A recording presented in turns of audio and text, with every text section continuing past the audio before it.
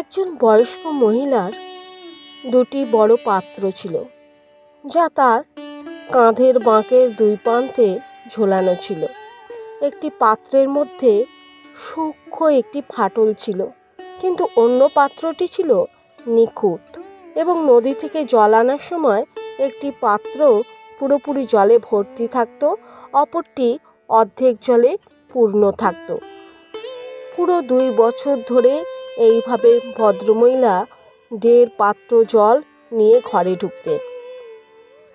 অবশ্যই নিখুঁত পাত্র তার পূর্ণতার জন্য গর্বিত ছিল, কিন্তু বেচারি পটকা পাত্র নিজের অপূর্ণতার জন্য লজ্জিত ছিল এবং তার মনে দুঃখ ছিল যে পুরো জল কখনোই বহন করতে পারে না। 2 বছর পর খুঁতযুক্ত পাত্রটি বৃদ্ধার কাছে খুব দুঃখ করে বলল, আমি সত্যি সত্যি নিজের অক্ষমতার জন্য লজ্জিত।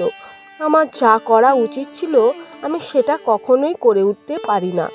আমার ভিতর একটা ফাটল আমাকে আমার কাজ করতে দেয় না। বৃদ্ধা মুচকি হেসে বললেন, আচ্ছা, খেয়াল করেছো তোমাকে যে রাস্তা দিয়ে নিয়ে আসা হয় সেই রাস্তার পাশে কত ফুলের সারি? আমি তোমার ত্রুটি জানি। যে স্থান দিয়ে তোমাকে আনা হয় সেখানে আমি কিছু ফুলের বীজ ছড়িয়ে দিয়েছি, সেখান থেকে গাছ হয়ে ফুল জন্মেছে। পথের পাশের ওই ফুলগুলিকে তুমি নিজের অজান্তে প্রতিদিন যখন আমরা ফিরে যাই তুমি তাকে জল দাও। আমি 2 বছর ধরে ওখান থেকে ফুল তুলে এনে আমার টেবিলে সাজিয়ে রাখি। তুমি অপূর্ণ না হলে তাহলে ফুল ফুটতো না, এই ফুল আমি পেতাম না।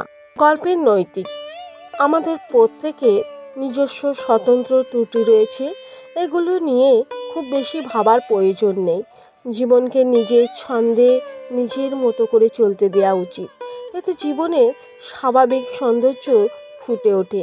ত্রুটিযুক্ত মানুষের ভিতরে যে সৎ গুণাবলী আছে সেগুলোর সদ্ব্যবহার যদি আমরা করতে পারি তাতে সুন্দর হয় সমাজ, সমৃদ্ধ হয় দেশ।